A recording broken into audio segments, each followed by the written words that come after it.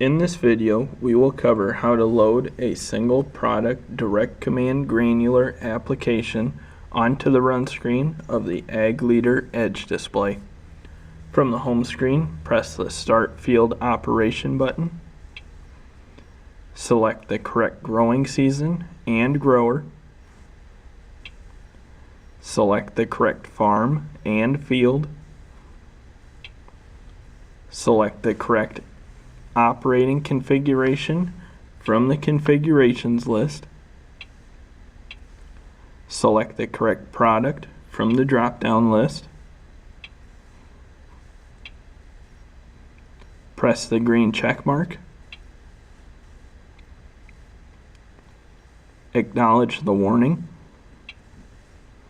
Press the Run Screen button found in the bottom left of the display.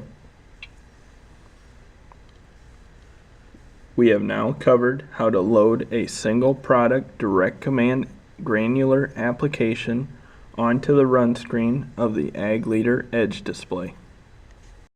For more information on Ag Leader products, please refer to your local Ag Leader dealer, other tutorial videos on the Ag Leader YouTube channel, or the Ag Leader Knowledgebase at support.agleader.com.